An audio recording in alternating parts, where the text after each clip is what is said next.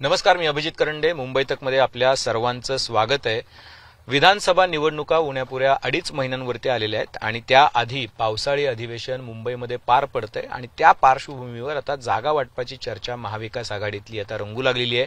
पण त्याआधीच काल औरंगाबादमध्ये जयंत पाटलांनी एक वक्तव्य केलं. ते म्हणाले की चेहरा देण्याची काही गरज नाहीये, एकत्रितपणे निवडणुकीला सामोरं जायला पाहिजे. पण संजय राऊत त्याला काउंटर करताना असं म्हणतात, म्हणजे शिवसेना, की उद्धव ठाकरे यांनी उत्तम काम केलेलं आहे, चेहरा दिल्याशिवाय महाराष्ट्रामध्ये यश मिळणार नाही. त्यामुळे महाविकास आघाडीमध्ये जागा कोणाला किती मिळणार यावरून सुद्धा रस्सीखेच चालू झाली आहे. कारण मोठा भाऊ कोण, छोटा भाऊ कोण, काँग्रेसला मिळालेल्या यशानंतर ज्या पद्धतीची वक्तव्य झाली त्यामुळे सुद्धा थोडा गोंधळ आहे.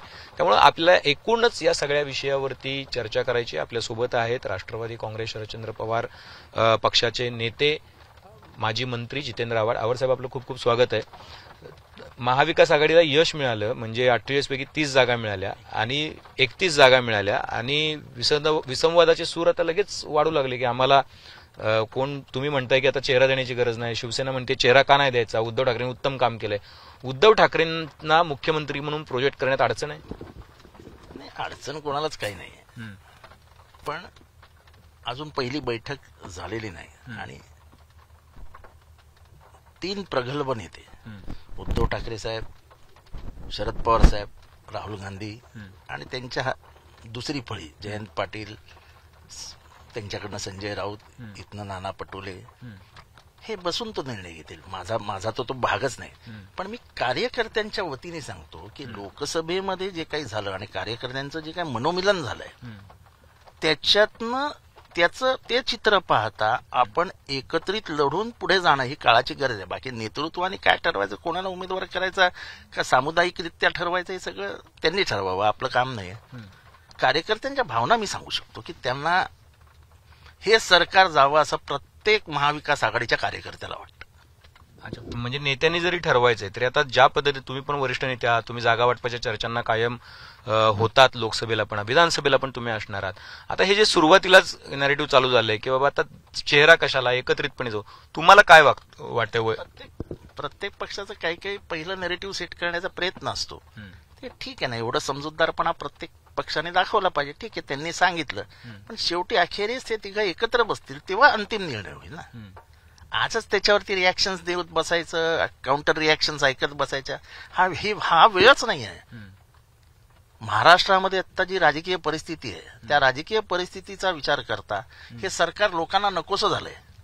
आणि अजूनही मी तुम्हाला सांगतो की लोकसभेला गद्दारीचा अंडरकरंट 50% होता, तो विधानसभेला 100% असणार आहे. लोकांना गद्दारी आवडलेली नाही. ज्या पद्धतीने शरद पवारांविरुद्ध वाक्य वापरण्यात आली, त्यांच्याबद्दल बोलण्यात आलं, म्हणजे मी तर 100% सांगतो की शरद पवारांमधनं फुटून गेलेल्या प्रत्येक आमदाराला गावात फिरताना मारामारी होईल. नाही, पण तुम्ही जरी असं म्हणत असला तरी सुद्धा सिच्युएशन अशी आहे की काल बघा, मुख्यमंत्र्यांची आणि उपमुख्यमंत्री दोन्ही होते प्रेसला, चहापानावर तुम्ही बहिष्कार टाकला, पत्रकार परिषद झाली.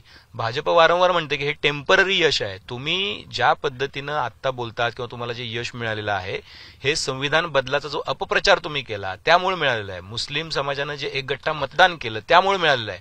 अशीच सिच्युएशन पुढच्या 2.5 महिन्यानंतर राहील याची काही खात्री नाहीये, हे टेम्पररी आहे सगळं. हे मुसलमानांवरती जे नारळ फोडण्याचं काम चालू आहे ना, तुम्ही काय महाराष्ट्रातल्या लोकांना मूर्ख समजता का? चंद्रपुरात किती मुसलमान आहेत? तुमचे सर्वात चांगले मंत्री मुनगंटीवार 2.5 लाखाने हरले. गडचिरोलीमध्ये किती मुसलमान आहेत? दिंडोरी, नाशिक 2 मतदारसंघ, किती मुसलमान आहेत? माढा, बारामती, सोलापूर किती मुसलमान आहेत? कोल्हापूर किती मुसलमान आहेत? तुम्हाला इथे सत्सद विवेक बुद्धीचा धर्मनिरपेक्ष हिंदू असो, मुसलमान असो, जैन असो, ख्रिश्चन असो, सगळ्यांनी मिळून तुमचं ते द्वेषाचं राजकारण आहे ते हाणून पाडलं. मला सांगा, उत्तर प्रदेशमध्ये कसे काय एवढे हरले? म्हणजे ज्या उत्तर प्रदेशमध्ये 20 वर्ष तुमची सत्ता आहे, कल्याण सिंग, तेव्हापासून तुमची सत्ता आहे, तिथे कसे काय गेला तुमच्या 56 काय जे काय गेल्या त्या सीट्स कशा काय गेल्या? अहो ते जाऊ द्या, अयोध्याची सीट ओपन म्हणजे ओपन असलेली सीट, म्हणजे ती काही रिझॉर्ट नाहीये सोडणार कोणासाठी, पण तिथनं एक दलित उमेदवार निवडून येतो, ह्याचा कधीतरी विचार करा. Temporary temporary temporary. नरेंद्र मोदींचा चेहरा असताना तुम्हाला 80 सीट गमावल्या तुम्ही, त्या कशा काय गमावल्या ह्याचा विचार करा. म्हणजे मोदी साहेबांचा चेहरा असून देखील तुम्हाला फटका पडलाय. मोदी साहेबांचा चेहरा होता म्हणून कमीत कमी 17 जागा तरी मिळाल्या. इथे तर तुमच्याकडे चेहरेच नाही उरले. नाही, पण तुम्ही जरी हे नॅरेटिव्ह देत असला तुमच्या बाजूने की मुसलमानांवर नारळ फोडण्याचं काम चालू आहे, पण शोभा बच्छाव त्यांचं लीड जर बघितलं मालेगावातलं, तुमच्या मतदारसंघातून ज्या पद्धतीचं मतदानाची टक्केवारी वाढली यावेळेला कळवा मुंब्रामधून, ज्या पद्धतीनं आपण जर इतर मुस्लिम बहुल मतदारसंघ असेल, बायकळा नागपाडा या भागातून मिळालं मतदान असेल, एका प्रकारे मुस्लिम समुदायानं जे मतदान केलं त्याचा फायदा तुम्हाला झालाय ना. असं आहे की त्यांनी का मतदान केलं. मी नेहमी आमच्या आई आम्हाला नेहमी सांगायची की कुठल्याही माणसाला इतक्या टोकावर नेऊ नये की तो उलटा फिरून आपल्यावर वार करेल. या ती उदाहरण देताना सांगायची की मांजरीला जरी तुम्ही बंद खोलीत मारायला घेतलं आणि ती इथे तिथे बघते आणि पहिल्यांदा नरडीचा हे घेते. म्हणजे ते इतके अस्वस्थ झाले होते की आपल्याला दुय्यम नागरिकत्व देतील, सीए एनआरसी आणतील. तुम्ही सीए आणलाच, महाराष्ट्र राज्यामध्ये सुद्धा तुम्ही सीए आणणारच आहात असं तुम्ही स्वतःच सांगतात. कॉमन सिव्हिल कोड तुम्ही आणणारच आहात असं स्वतःच तुम्ही सांगता. तुमची जी भाषणं झाली, घुसपेटिया, जास्त पोरं करणारी जमात, हे सगळं ऐकल्यानंतर त्यांनी तुम्हाला मतदान का करावं. त्यांनी आजपर्यंत कधीच असं ठरवून मतदान केलं नव्हतं. ते करायचे, पर्सेंटेज कमी वरती व्हायचं, पण तुम्ही त्यांना प्रवृत्त करतात. ज्या पद्धतीने इथल्या ख्रिश्चन धर्मियांना मध्य प्रदेशमध्ये त्रास देण्यात येतो, किंवा ज्या पद्धतीने तुम्ही कॉन्स्टिट्यूशन मध्ये हस्तक्षेप करण्याचा प्रयत्न केला, तुम्ही नाही केला का कॉन्स्टिट्यूशन मध्ये हस्तक्षेप करण्याचा प्रयत्न. तुम्ही उदाहरण द्या ना. कारण असं आहे की ते म्हणतात अपप्रचार आहे. पंतप्रधानांनी कमीत कमी 10 वेळा सांगितलं की मी जिवंत असेपर्यंत नव्हे तर बाबासाहेब जरी परत आले तरी संविधान बदलणार नाही. असं आहे, बाबासाहेबांचंच संविधान होतं. तुम्हाला इलेक्शन कमिशनच्या बाबतीत सर्वोच्च न्यायालयाने निर्णय दिला की इलेक्शन कमिशन नॉन बायस्ड असण्यासाठी त्याच्या सिलेक्शन कमिटीमध्ये चीफ जस्टिस ऑफ इंडिया असला पाहिजे. तुम्हाला चीफ जस्टिस ऑफ इंडियाचा काटा बोचत होता, कारण का चीफ जस्टिस ऑफ इंडिया विरोधी पक्षाचा एक मान्यवर नेता आणि पंतप्रधान अशी ती समिती बनली होती. तुम्हाला त्याच्यात मेजॉरिटी दिसत नव्हती, म्हणून तुम्ही काय केलं, कायदाच बदलून टाकलात. कायदा बदलून तुम्ही काय केलं, चीफ जस्टिसला बाहेर काढून टाकलं आणि तुमच्या मनासारखी कमिटी आणली. आता जो बसलाय तिथे इलेक्शन कमिशनर मध्ये राजीव, तो कोण आहे. म्हणजे अशी सगळी ऐकणारी माणसं, तुमची बाहुली, हे तुम्ही जे कॉन्स्टिट्यूशनने स्थापन केलेल्या इन्स्टिट्यूशन्स आहेत त्याच्यावरती आणून बसवून त्या कॉन्स्टिट्यूशन्सला, त्या कमिटीज किंवा त्या इन्स्टिट्यूशन्सला मारणार असाल तर काय संविधान आहे कुठे तुमचं. ज्या पद्धतीने तुम्ही लोकांचा आवाज बंद करत होतात पार्लमेंटमध्ये बिल पास करत होतात 1-1 मिनिटात, कुठे कुठे व्हॉट इज कॉन्स्टिट्यूशन. त्यांच्याकडे मेजॉरिटी होती ना, त्यांनी अल्पमतामध्ये असून बिल पास केली का. मेजॉरिटी होती, त्यांनी अधिकार होता त्यांना. मेजॉरिटी होती. ह्या देशातल्या पार्लमेंटरी प्रोसेस बघा. या देशामध्ये नेहरूंविरुद्ध प्रचंड मेजॉरिटी असताना नाथपै हे 1.5 तास भाषण करायचे, 1.5 तास. प्रचंड मेजॉरिटी असताना काँग्रेसकडे लालकृष्ण अडवाणी, अटल बिहारी वाजपेयी, सुषमा स्वराज यांना भाषणासाठी मोकळीक दिली जायची. आमच्या इथे 2009 ते 2014 खडसे 1 तास बोलायचे आणि देवेंद्र फडणवीसजी 1.5 तास बोलायचे. पार्लमेंटरी डेमोक्रेसीमध्ये विरोधकांचा एक सन्मान करणं हे सत्ताधाऱ्यांचं काम असतं. आणि सत्ताधारी काय मी माझ्या घरचा प्रश्न उपस्थित करतच नाही, जनतेचे प्रश्न उपस्थित करतात. तुम्ही जनतेचे प्रश्न पार्लमेंटमध्ये होऊच दिले नाही, फटके मारून खाली बसवले तुम्ही. राहुल गांधीला घराच्या बाहेर काढलं, राहुल गांधीचं सदस्यत्व रद्द केलं. हल्ली नाहीत माणसं सहन करण्याची शक्ती असलेली माणसं राजकारणात असावी लागतात. आणि मला आनंद आहे की राहुल गांधींसारखा एक पोलाईट, सर्वसामान्यांमध्ये मिसळणारा, गरिबी जाणणारा, तोच गरीब नसेल पण गरिबीविषयी, गरिबांविषयी म्हणजे प्रचंड प्रामाणिक असलेला माणूस, पार्लमेंट आणि कॉन्स्टिट्यूशनचा सन्मान करणारा माणूस आज ह्या देशाचा विरोधी पक्ष नेता झाला. आणि होईज राहुल असं जे गर्वाने तुम्ही विचार, होईज राहुल, होईज राहुल, ही इज राहुल. प्रश्न असा आहे की नरेंद्र मोदी सुद्धा गरिबीतून आले ना. राहुल गांधींना तळमळ आणि नरेंद्र मोदींना नाहीये हा प्रश्न नाहीये. प्रश्न असा आहे की आता विधानसभेला ज्यावेळेला तुम्ही सामोरे जाताय त्यावेळेला तुमचं जे नरेटिव्ह होतं, तुम्ही जे विरोधी तर म्हणजे सत्ताधारी तर म्हणताय, तुम्ही फेक नरेटिव्ह तयार केलं, संविधान बदलाचं फेक नरेटिव्ह तयार केलं. तुम्ही इथं असताना मुस्लिम धोक्यात आहेत आणि हिंदुत्ववादी पक्षांकडून त्यांना चेपलं जाते हे फेक नरेटिव्ह तयार केलं. तुम्ही शेतकरी धोक्यात आहे असंच फेक नरेटिव्ह तयार केलं. तुम्ही नरेटिव्हच तर तयार केलं. देवेंद्र फडणवीस म्हणाले ना, नरेटिव्हचा भाग आहे हा. असं आहे की तुम्ही बॅटिंग करताय आणि तुमचा शॉट चुकला आणि जर कॅच उडाला आणि तो उंच हवेत आहे आणि एखाद्या चांगल्या क्षेत्ररक्षकाने तो व्यवस्थित पकडला तर तुमच्या बॅटिंगचा दोष आहे. तुम्हाला कोणी सांगितलेलं हे बोलायला की आम्ही मनुस्मृतीतले 4 श्लोक पुस्तकात आणणार होतो, ते आम्ही बोललो का? पण दादा म्हणाले ना काल असलं काय होणारच नाहीये. केसरकर बोलले ना. नंतर एक्सप्लेनेशनला अर्थ नसतो. नंतर मोदी साहेबांनी 10 वेळा सांगितलं की नाही नाही बदलणार, नाही बदलणार, नाही बदलणार. 400 पारचा नारा जेव्हा तुम्ही दिला तेव्हाच इथला दलित, ओबीसी, एससी, एसटी घाबरला की हे खतम, हे आपल्याला संपवणार. कारण का तुमच्या मनात आरक्षणाविरुद्ध राग आहे हा तुमच्या जन्मापासून आहे ना, म्हणजे असं काय नवीन नाही ना. प्रश्न असा आहे की मग तुमचे 42 खासदार बोलले कसे काय? 41 कुठे बोलले? 42 उमेदवार बोलले की आम्हाला संविधान बदलायचं आहे. अनंतकुमार हेगडे 2014 साली निवडून आलेले बोलले होते की तुम्ही आम्हाला चांगली मेजॉरिटी दे, आम्ही तुम्हाला संविधान बदलून देतो. कशाला बोलायचं? 1950च्या ऑर्गनायझरच्या म्हणजे जे मासिक आहे, जे माउथपीस आहे आरएसएसचं, त्याच्यामध्ये लेख आहे की आम्ही हे संविधान मानतच नाही, आम्ही हा तिरंगा मानतच नाही, तिरंगा 3 रंगाचा आहे, अशुभ आहे आणि संविधान मानण्यासारखंच नाही, कारण का या संविधानाला मनुस्मृतीचा स्पर्शच नाही. आम्ही थोडी बोललोय, हे तुम्ही नरेटिव्ह दिलं आणि त्या नरेटिव्हवर आम्ही बोललो, तर मग कशाला तुम्हाला वाईट वाटतं? आता तुमचं विधानसभेचं काय गणित असणार आहे? कारण असं आहे की आता बघा, उद्धव ठाकरे यांना ज्या पद्धतीचं यश मिळायला पाहिजे होतं त्या पद्धतीचं यश मिळालेलं या निवडणुकीमध्ये दिसत नाही. उद्धव ठाकरे यांच्याकडून हिंदू मतदार, कारण जो कडवा हिंदुत्ववादी मतदार जो होता तो सरकलाय. त्यांनी शिंदेसोबत त्यांनी जाणं पसंत केलंय.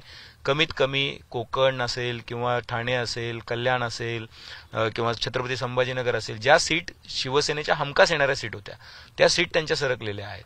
तुम्हाला कल्पना असेल तर इथं वायकरांची सीट सुद्धा जरी ती 48 मतांनी आलेली असली तरी सुद्धा तिथं सुद्धा कडवी टक्कर देऊन त्यांनी उमेदवार निवडून आणला. तर अशा वेळेला तुम्हाला पुन्हा एकदा विचार करण्याची गरज आहे की तुमचं कॉम्बिनेशन जे आहे ते तुमच्या फायद्याचं ठरलं, काँग्रेसच्या फायद्याचं ठरलं, पण शिवसेनेचं नुकसान झालं याच्यामध्ये. मला असं वाटत नाही की शिवसेनेचं नुकसान झालं. चिन्हाचा फायदा झाला काही जणांना आणि शिवसेनेच्या चिन्हाचा नक्कीच फायदा झाला. कारण का लोकांना आजही धनुष्यबाणाबद्दल प्रेम आहे. त्यामुळे उद्धव ठाकरेंची कुठे चूक झाली का? तर अजिबात झाली नाही. तुम्हाला घड्याळ नसल्याचा फटका नाही बसला. पण आम्ही आमचा प्रचार फार आधीपासून सुरू केला आणि धुरंधर शरद पवारांनी तो व्यवस्थित पोचवला. आणि हे म्हणजे खास करून शरद पवारांच्या बाबतीत त्यांनी जे विरोधकांना, म्हणजे आमच्याच पक्षातल्या विरोधकांना जे पहिल्यापासून टोलवत गेले, त्याचा फायदा झाला आम्हाला. तुम्हाला तो शिवसेनेचा तोटा झाला का? नाही, तोटा बिलकुल नाही. काय तोटा आहे? त्यांच्या 9 जागा आलेल्या आहेत आणि विधानसभेमध्ये ते चांगला स्कोर करतील. कारण मी जसं सांगतो तसं की अंडर करंट गद्दारीच्या विरोधात अधिक असेल. कारण का ते व्यक्तिशः प्रत्येक मतदारसंघात असेल. लोकसभेमध्ये कमीत कमी गेले यांच्याकडे मोदींचा चेहरा होता, केंद्रीय योजना होत्या. ह्यांच्याकडे काय आहे? देवेंद्र फडणवीसांचा चेहरा आहे, अजितदादा पवारांचा चेहरा आहे, एकनाथ शिंदेचा चेहरा आहे. हे तिन्ही दिग्गज नेते आहेत महाराष्ट्रात, फार चांगले चेहऱ्याचे आहेत. 40% आरक्षण, 40% भ्रष्टाचार. आता तो साधा बघा ना, ते काय ते वारीचं आरोग्याची देखरेख करण्यासाठी जेवणासाठी 3 कोटी रुपये, 1400 माणसांच्या 3 कोटी रुपये. 200 रुपयाला थाळी मिळते ना. पण खायचं तो ओरबाडूनच खायचं असंच जर ठरवलं असेल तर कसं काय व्हायचं? प्रत्येक टेंडर किती अभाव जाते बघा, पीडब्ल्यूडी मधले टेंडर्स बघा, आणि तुमचा अनुशेष बघा ना. तुम्ही पहिला जे अर्थसंकल्प सादर केला तो 17,000 कोटीचा तुटीचा अर्थसंकल्प सादर केला. दुसऱ्या वेळेस 55,000 कोटीचा अनुशेष सादर केला. तिसऱ्या वेळेस 7 लाख कोटी रुपयाचा अनुशेष सादर केला. म्हणजे तुम्ही जवळजवळ 1 लाख वरच्या काही वरती अनुशेष आहे तुमचा, आणि तरी तुम्ही वाटताच आहे. तुमचा इकॉनॉमिकल इम्बॅलन्स किती आहे? बँकेची कर्ज काढून राज्य नाही चालवली जात.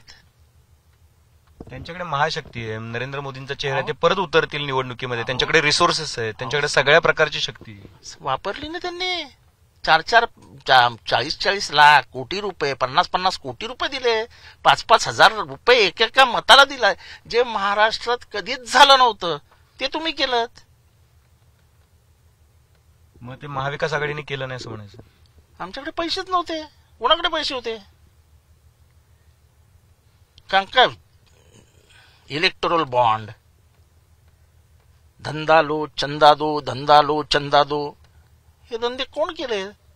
हे पैसे कुठनं आले? हे तुम्ही हे जे काही कॉर्पोरेट लोकांना गळे दाबून तुम्ही जे पैसे काढत होता, आणि तुमच्या वकिलाने स्वतः सांगितलं की इलेक्टोरल बॉन्ड जर उघडलं तर देशात हाहाकार माजेल. सुप्रीम कोर्टाने ते उघडू नयेत. मला कळलं नाही तुषार मेहतांनी का सांगितलं की हाहाकार माजेल. कारण मला वाटतं तुषार मेहतांना याची कल्पना होती की हे झालं ते चुकीचं झालेलं आहे, आणि म्हणूनच सर्वोच्च न्यायालयाने सांगितलं ते उघडं करा आणि जनतेला सांगा काय काय झालेलं आहे. देशामध्ये असा भ्रष्टाचार चालतो का? तुम्ही 4 दिवस आधी सांगता की आम्ही सत्तेत येतोय, शेअर बाजार वाढणार आहे, तुम्ही शेअर्स विकत घ्या. हे आपलं काम आहे काय? सत्तेत बसल्यांचं काम आहे का हे सांगणं की शेअर विकत घ्या, अजून शेअरचे भाव वाढतील? किती लाख कोटीचा घोटाळा आहे तो? 50 प्रूव्हन फॅक्ट आहे ना, प्रूव्हन फॅक्ट. एवढ्या वरती गेलेला शेअर असा खाटकन जमिनीवर आला, हा प्रूव्हन फॅक्ट आहे ना. हे काय वेगळं सांगायला लोक ना. फॅक्च्युअल पोझिशन आहे ती. इलेक्टोरल बॉन्ड फॅक्च्युअल पोझिशन आहे. म्हणजे तुम्ही जे इंजेक्शन द्यायला नको असं वर्ल्ड हेल्थ ऑर्गनायझेशन सांगताय तुम्हाला, तरी तुम्ही ते इंजेक्शन द्यायला लावताय. त्याच कंपनीकडनं 85 कोटी रुपये घेताय. कसं काय चालेल? आता विधानसभेला तुम्ही हेच सगळे परत मुद्दे घेणार आहे? विधानसभेला तर शेतकरी हा प्रमुख मुद्दा आहे. गुजरातच्या व्यापाऱ्यांना कांदा बाहेर जाऊ दिला जातो आणि महाराष्ट्राच्या लोकांचे कांदे घरात ठेवता. हे चालेल का? सोयाबीनचा भाव आहे, चालेल का? शेतकऱ्यांचे प्रश्न महत्वाचे नाहीत का? आज दूध घरात 32 रुपयाला पडतं, सरकार 27 रुपयाला घेतं, आणि बाहेर 60 रुपयाला मिळतं. गरीब शेतकऱ्यांनी काय आत्महत्या करण्याशिवाय काहीच करायचं नाही. आणि म्हणून माझा तर विचार, मी का चहा पानाला गेलो नाही, तर जे दूध शेतकऱ्यांचा जीव घेतय त्याचा चहा काय यांच्याबरोबर प्यायचा? ज्यांना कळतच नाही की शेतकऱ्याचा सगळा जीव अडकलाय. ते काल पण मुख्यमंत्री म्हणले, तुम्ही ऐकलं असेल की ते फेक नॅरेटिव्ह, आपण एवढी नोकर भरती करतो आहे, 17,000 पोलिसांची नोकर भरती चालू आहे आता. या 17,000 नोकर भरती केली, त्याच्यात तुम्ही 3,000 गपचूप सुरक्षा रक्षक घेऊन टाकले. विधानसभेत काय सांगितलेलं? आम्ही सुरक्षा रक्षक भरणार नाही. सुरक्षा रक्षक भरून टाकले कंत्राटीवरती. पोलीस कंत्राटीवर असतात काय? अग्निवीरला हरियाणामध्ये का बरं विरोध झाला? पंजाबमध्ये का बरं विरोध झाला? कारण का सर्वात जास्त सैनिक हे हरियाणा, पंजाब त्या प्रदेशातनं जातात, महाराष्ट्रात नाही जातात. अग्निवीर योजना ही किती फसवी होती याचा जरा व्यवस्थित जाऊन अभ्यास केला. तुमचं सरकार असताना पण तर कंत्राटी भरतीचा JR आला होता. तुम्ही त्या विरोधात पण तुम्ही आवाज उठवा असं म्हटलं होतं महाविकास आघाडी सरकार येण्याआधी, आणि त्यानंतर त्या कंपन्यांना कंत्राट पण देण्यात आली. त्यावेळेला पण शिक्षक भरती प्रकरणामध्ये घोटाळा झाला होता. असं आहे की आम्ही केला तर आम्हाला सजा मिळाली, आम्हाला बाहेर काढवलं सरकारनं. 2014 पर्यंत आमच्या काही चुका झाल्या असतील तर आम्हाला लोकांनी बाहेर काढलं. शेवटी जनता ही सर्वश्रेष्ठ आहे. तुम्ही जनतेच्या बुद्धीला टेम्पररी म्हणू नका, त्यांची टिंगलटवाळी करू नका की हे टेम्पररी होते. जनता टेम्पररी विचार करत नाही, जनता परमनंट विचार करते.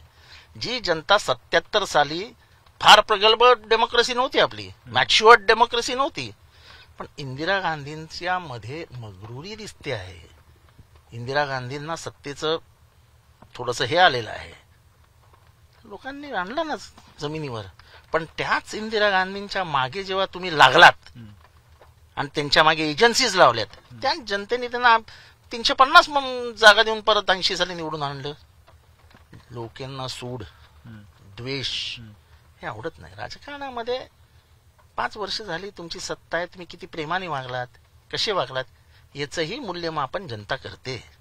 तुम्हीच म्हटलात ना की तुम्ही आता पक्ष फोडण्याचा मुद्दा काढलात, तर तुमचं जे भाषण आहे त्याचा दाखला देऊन लोक विचारत आहेत की बघा, आव्हाड साहेबच म्हणतात की ही पवार साहेबांची इच्छा होती भाजपसोबत जाण्याची, कारण 4 वेळा पवार साहेबांनी सांगितलं की चर्चा करायला जा. हे खोटं निरेटिव्ह आहे. माझं भाषण समजून घेतलं नाही. कसं आहे, घाईघाईत बोलताना मग असे अडकतात. मी काय म्हटलं की सकाळी उठायचं आणि पवार साहेबांकडे जायचं आणि पवार साहेबांना सांगायचं चला बीजेपी जाऊया. म्हातारा माणूस आहे, कंटाळतो, काय तर तेच ऐकायचं. मग त्यांनी सांगायचं चर्चा करून या. मग हे आनंदाने चला चर्चा करायला सांगितलंय म्हणून जायचे चर्चा करायला. मग परत यायचे, साहेब त्यांनी सांगितलं थोडे अजून जास्त चर्चा करून या. मग हे परत जायचे चर्चा करायला. याचा अर्थ पवार साहेबांना कधीच जायचं नव्हतं. माणूस 10 वेळा सांगतो का चर्चा करून या? आता तुम्हाला कळलं नाही, हे तुमची बुद्धीच नाही एवढी, कारण का तुम्हाला काही सुचतच नव्हतं सत्तेशिवाय. कधी एकदा जर सत्तेच्या समुद्रात आम्ही उड्या मारतो आणि आमचं काढून घेतो सोनं नाणं, याच तुम्हाला पवार साहेबांनी पहिल्याच दिवशी सांगितलं मी बीजेपी बरोबर येणार नाही. बरं, आता जे बीजेपी सोबत गेले ते परत यायची चर्चा खूप जोरात चालू आहे आणि तुमच्या पक्षात आता परवा पवार साहेब म्हणले की सरसकट निर्णय होणार नाही, पण म्हणजे सगळ्यांना दारं बंद नाहीयेत, म्हणजे काही लोकांना घेतलंच आहे. असं आहे की पवार साहेब बोलतात त्याच्यावरती मी काउंटर करणं हे माझ्या स्वभावात नाही. त्यांचा निर्णय अंतिम आहे, हा माझ्यासाठी परवलीचा शब्द आहे. पण आम्हाला ज्या पद्धतीनं माध्यमांमध्ये चर्चा झाल्या की तुम्ही असाल, जयंत पाटील साहेब असतील, सुप्रियाताई सुळे असतील किंवा रोहित पवार असतील किंवा राजेश टोपे असतील, या काही महत्वाच्या नेत्यांनी, अनिल देशमुख असतील, या सगळ्या महत्वाच्या नेत्यांनी सांगितले की काही चेहऱ्यांबद्दल तुम्हाला आक्षेप आहे आणि तुम्ही सांगितले की संघर्षाच्या काळात ही लोक आपल्याला अडचणीत टाकून निघून गेली, यांना घ्यायचं नाही. हे कितपत सत्य? हे सत्य आहे ना, मी स्वतः भाषणात बोललोय. पण शेवटचं वाक्य माझं हे आहे की जे पवार सांगतील तो अंतिम निर्णय, त्याच्या विरोधात एक शब्दही बोलणार नाही. पण जर उद्या पवार साहेबांनी सांगा की पवार साहेबांविरुद्ध कटकारस्थान रचताना जे त्या कटात सहभागी झाले त्यांच्याबद्दल प्रेम असेल का महाराष्ट्रातल्या जनतेला? आम्ही जेव्हा गद्दारीबद्दल बोलू, भाषण करू, तेव्हा बाजूला एखादा गद्दारच असेल उमेदवार म्हणून, तर मग काय भाषण करायचं तिथे जाऊन? हे सगळं अडचणीच आहे ना. आता त्यांच्या राजकीय सोयीसाठी जर ते आमच्याकडे येत असतील, मी तुम्हाला सांगतो जनता स्वीकारणार नाही. जनतेच्या मनात प्रचंड राग आहे की तुम्ही ज्या पद्धतीने महाराष्ट्राची राजकीय संस्कृती बिघडवली, पैसे घेतलेत, एकेका आमदाराला 1000 कोटी रुपयाची कामं, विरोधी पक्षाला 1 रुपया देत नाही तुम्ही. असं कधी लोकशाहीत झालंय? महाराष्ट्राच्या लोकशाहीमध्ये आम्ही जेव्हा सत्तेत होतो, मी कधी सत्तेत नव्हतो, पण आमची जेव्हा सरकार होती तेव्हा आम्हाला 50 कोटी रुपये द्यायचे, तर 25 कोटी विरोधी पक्षाच्या आमदारांना द्यायचे. मागच्या 3 वर्षामध्ये 1 रुपयाही तुम्ही आम्हाला दिला नाही. 1 रुपयाही तुम्हाला गेल्या 3 वर्षात एकही निधीच मिळाला नाही. मला निधीच मिळाला नाही, 1 रुपया पण नाही. 1 रुपया नाही, 1 रुपया नाही. तुम्ही पत्र दिली असतील? सगळी पत्र दिली. मी कमीत कमी अजितदादांच्या पीएनशी 50 वेळा बोललो असेल की मला अपॉइंटमेंट द्या, मला भेटायचं आहे. निधीची पत्र दिली, कशाचीही दखल घेतली नाही. आणि बघा, माझ्या विरोधात ज्यांना उमेदवारी देण्याचा त्यांचा विचार आहे त्याला 50 कोटी रुपये दिले. म्हणजे स्थानिक आमदाराला बाजूला करायचा, त्याला 1 रुपया द्यायचा नाही, त्याला वणवण फिरवायचा, त्याला अपमानित करायचा, आणि कार्यकर्त्याला ज्याला निवडून आणायचंय, म्हणजे त्यांना वाटतं निवडून येईल, त्याला 50 कोटी रुपये द्यायचे. म्हणजे सरकारी यंत्रणेचा गैरवापर करून, सरकारी निधीचा गैरवापर करून कोणाला तरी आर्थिक सक्षम बनवायचं आणि आपल्या निवडून आलेल्या आमदाराच्या विरुद्ध उभं करायचं, ही सरकारची पॉलिसी नसते. सरकारचा पैसा काय तुमचा पैसा नाही आहे. हे स्थानिक आमदाराला तुम्ही कटोरा घेऊन उभा करणार, त्या कटोऱ्यात टाकणारही नाही. आणि तिथला जो तुमचा उमेदवार आहे, जो आता काहीच नाहीये, म्हणजे साधा कार्यकर्ता आहे तुमचा, त्याला तुम्ही 50 कोटी रुपये देता. द्या, हरकत नाही. आमच्या मतदारसंघात आले तर आम्ही खुश आहोत. पण ह्याला राजकारण म्हणत नाही. तुमचा तुमची अडचण होईल ना पण मतदारसंघ. 15 वर्ष काम केल्यानंतर, जनतेच्या घराघरात पोचल्यानंतर तुम्ही 50 कोटी का पाठवले आहेत हे जनता लगेच ओळखते की हे पैसे फक्त जितेंद्र आव्हाडला अडचणीत आणण्यासाठी अजित पवारांनी पाठवले आहेत. कारण का जितेंद्र आव्हाड एकमेव माणूस होता जो सातत्याने अजित पवारांच्या आरोगन्स, हा पॉलिटिकल आरोगन्स झाला ना, की जितेंद्रला एकही पैसा द्यायचा नाही पण त्याच्या विरोधात असलेल्या आपल्या कार्यकर्त्याला 50 कोटी रुपये द्यायचे. हा पॉलिटिकल आरोगन्स आहे. तुमच्या विरोधात आणि शरद पवारांच्या विरोधामध्ये किंवा पक्षाच्या विरोधामध्ये खूप लोकांनी वैयक्तिक टीका केलेली आहे. तुमची वैयक्तिक टीका ज्या लोकांनी केलेली आहे अशाच लोकांना जर पुन्हा पक्षामध्ये स्थान मिळणार असेल तर तुमची वैयक्तिक भूमिका काय असणार? आम्ही शरद पवारांच्या शब्दाच्या पुढे नाही. उद्या अजित पवार म्हणाले की ठीक आहे आमच्या कुटुंबातला विषय होता, आता समजा उद्या अजित पवारच येत आहेत परत, तेव्हा तुमची माझी भूमिका काय असेल त्या दिवशी तुम्हाला कळेल. तुम्ही आता त्याच्याबद्दल काही बोलू इच्छित नाही? कारण मला शरद पवारांना दुखवायचंच नाही आहे. पण जे माझ्या मनाविरुद्ध असेल, मला हे बघा, सर्वात सोपं काय आहे, मी काय राजकीय घराण्यात जन्मलेलो नाही. माझी बँक नाही, माझी दूध संस्था नाही, माझी कुठलीही शाळा नाही, कॉलेज नाही, माझा साधा खरेदी विक्री संघ नाही, कॉपरेटिव्ह बॉडी नाही. मी कॉपरेटिव्ह सोसायटीत राहतो. ते माझ्या बापाने घर घेतलं होतं. आपल्या घरात एक खुली आहे ना आपल्याला बसण्यासाठी, त्याच्यापेक्षा मोठं काय हवं असतं जगामध्ये? बरं, तर सर आता आपण मुख्य प्रश्नाकडे येऊया की आता विधानसभेला तुमच्या जागा वाटपाच्या चर्चा सुरू होतील. पवारसाहेब म्हणाले की लवकरात लवकर आपण जागा वाटप केलं पाहिजे म्हणजे कामाला लागता येईल. आता तुम्हाला 10 जागा लढून 8 जागांवरती यश मिळालं, काँग्रेसला 17 जागा मिळून 14 जागांवरती यश मिळालं, शिवसेनेला 23 जागा लढून त्यांना 9 जागा त्यांच्या पदारात पडली. समान जागा वाटप असणार आहे का यामध्ये मोठा भाऊ छोटा भाऊ असंही असं आहे की जागा वाटप होणं हे महत्वाचं आहे. आम्ही पहिल्यापासून सांगतो की आम्ही छोटे भाऊ आहोत, आम्हाला काही कमीपणा वाटत नाही. मी आणि पवारसाहेब बसलेलो असताना किंवा मी जयंत पाटील आणि पवारसाहेब बसलेलो असताना काही महत्वाचे नेते बसले असताना पवारसाहेबांनीच हे सांगितलेलं की कमी जागा घ्या, त्याच्यावर कॉन्सन्ट्रेट करा आणि जास्तीत जास्त स्ट्राईक रेट घ्या. That was intellectual political statement, intelligent. आता 17 जागा लढवा आणि त्याच्यात बघितलं 6 जागा निवडून आल्या, हे दुःख कशाला? आज आमची एक सीट साताऱ्याची केवळ ह्यांच्या पॉलिटिकल चालाखीमुळे, की ह्यांनी एक नसलेली तुतारी म्हणून लावली. खरी ती पिपाणी आहे, खरे इंग्लिशमध्ये याला फिडल म्हणतात. ते फिडलचं हे ते तुतारीत केलं त्यांनी. खरं 2 सिंबल, म्हणजे एकाच नावाची 2 सिंबल द्यायची नसतात.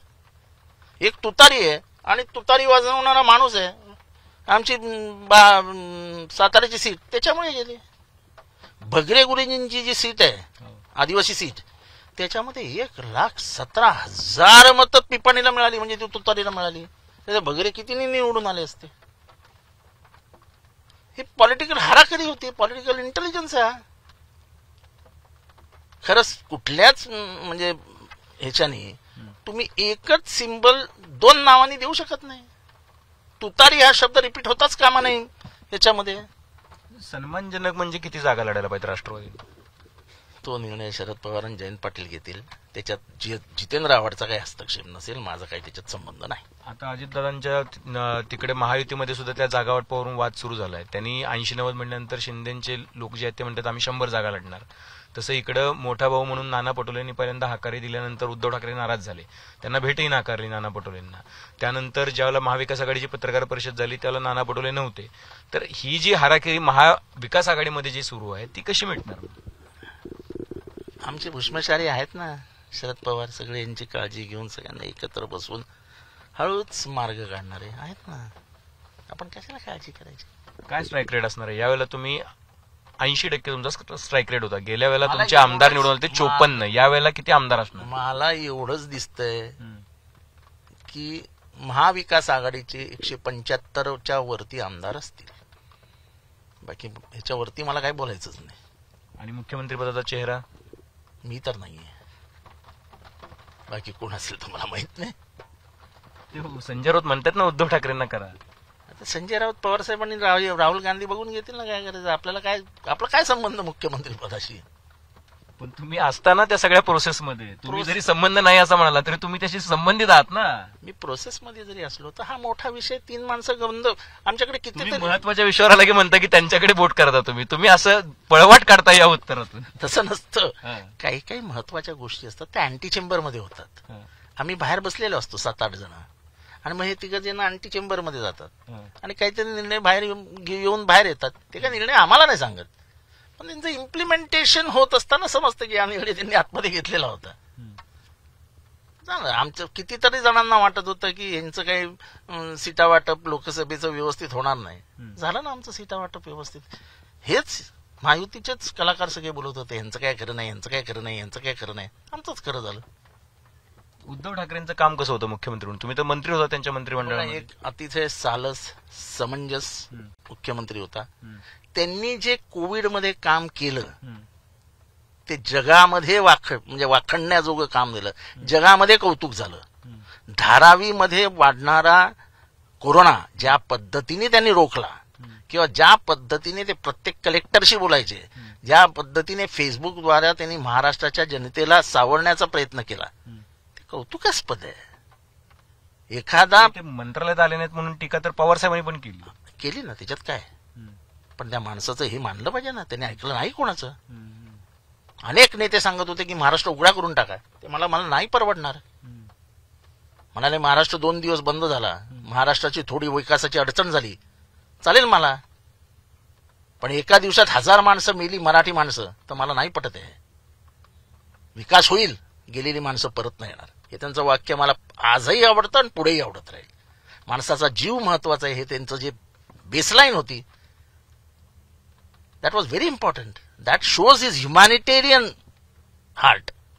तुम्ही आता बैठक झाली तुमची विधिमंडळामध्ये, तुमच्या गटनेत्यांनी बैठक घेतली, जागा वाटपाबद्दल पण त्यांनी चर्चा केली की फक्त सरकारला कसं घेरायचं त्याच्याबद्दलच चर्चा झाली? आमची फक्त चहावर चर्चा झाली. चाय पे चर्चा.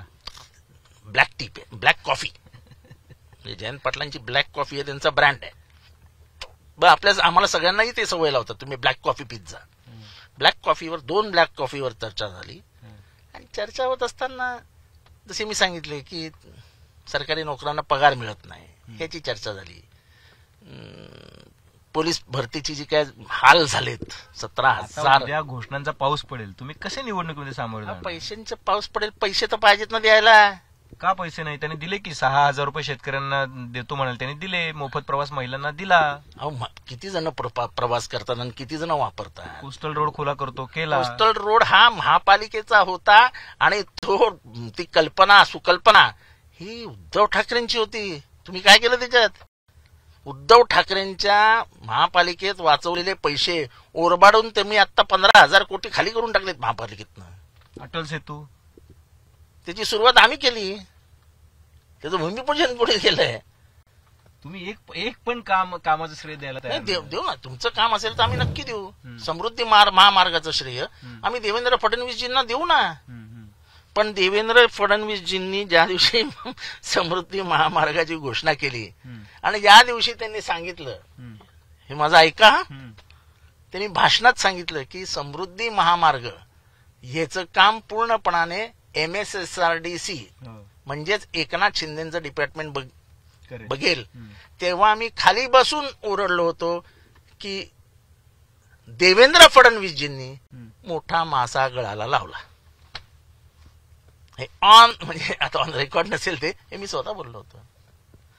समृद्धी महामार्ग हे त्यांचं डोकं होतं, त्यांनी केलं, याच्याबद्दल कोणाचाच नाकार नाही.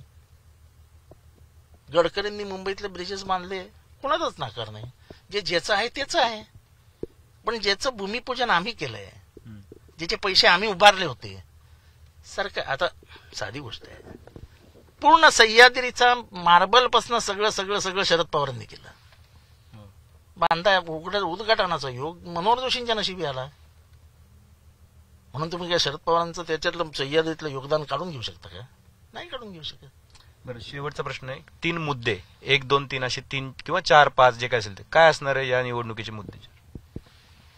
शेतकऱ्यांचा प्रश्न, महाराष्ट्रातला 40% भ्रष्टाचार, प्रत्येक मंत्र्यांनी नेमलेले दलाल ज्यांचे नावं म्हणजे निवडणुकीत जाहीर केली जातील. अच्छा. निवडणुकीत जाहीर केली जातील की या दलालांची इस्टेट कुठे आहे आणि या दलालांनी काय काय केलंय.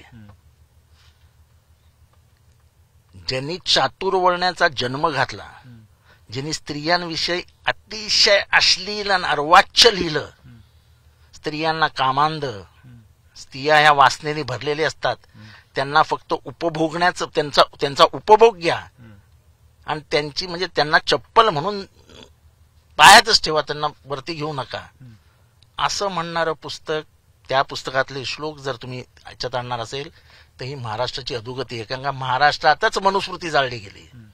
मनुस्मृती जाळून संविधान आणण्याचा शपथ ही महाराष्ट्रातच बाबासाहेबांनी घेतली.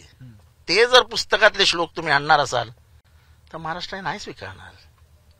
तुम्ही म्हणता जेव्हा संविधानाचा नरेटिव्ह त्यांनी चेंज केला, मनुस्मृती आणणार हे तुमच्या मंत्र्यांनी सांगितलं आणि आजही त्या मंत्र्यांनी नाकार नाही दिलाय.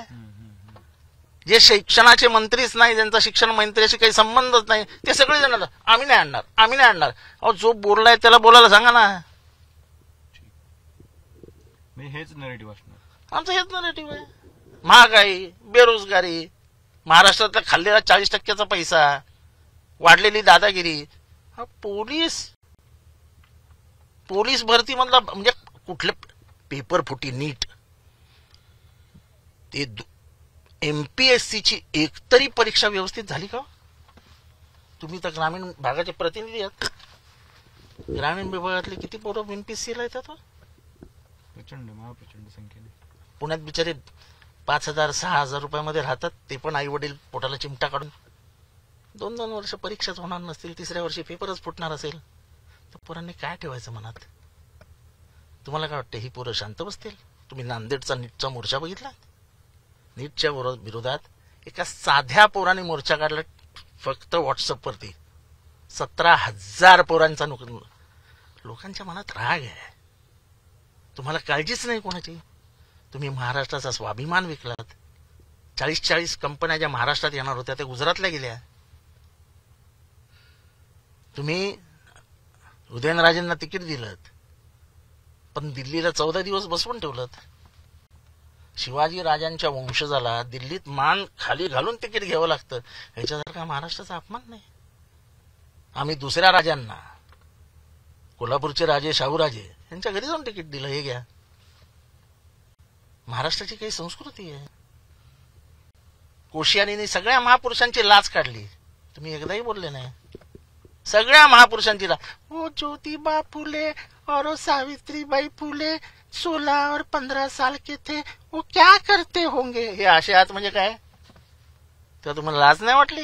बोलता नाही आलं तुम्हाला कोश्यारीला? हे चुप बस रे. म्हणजे तुम्हाला काही काळजीच नाही, तुम्हाला काही म्हणजे त्या व्यक्तींविषयी आदर काहीच नाही आहे. कुठे गेलं ते समुद्रातलं शिवाजी महाराजांचं स्मारक? हे इथे स्वतः मोदींनी येऊन ते काय ते महाराष्ट्रातल्या जगातल्या सगळ्या नद्यांचं पाणी आणून वगैरे वगैरे केलं होते. ते कुठे गेलं स्मारक? हे बघा ना, या इथे होणार होतं. मला काय वाटतं लोक विसरले. आल्या दिवसापासून ते बाबासाहेब आंबेडकरांच्या स्मारकाच्या इथे चक्रा मारताय. स्मारकाची एक भिंत तरी उभी राहिली का? खरं तर ह्या मुद्द्यांसकटच इलेक्शनला सामोरं जाणार आहे असं जितेंद्र आव्हाडांनी सांगितलं. पण सर्वात महत्वाचा मुद्दा जो आजच्या चर्चेमध्ये होता तो म्हणजे की उद्धव ठाकरेंचा चेहरा असणार की नाही, ज्याबद्दल त्यांनी थेटपणे भाष्य करणं टाळलं. आणि त्यांनी सांगितले की आम्ही बसून उद्धव ठाकरे, शरद पवार आणि राहुल गांधी ठरवतील की चेहरा कोण असेल.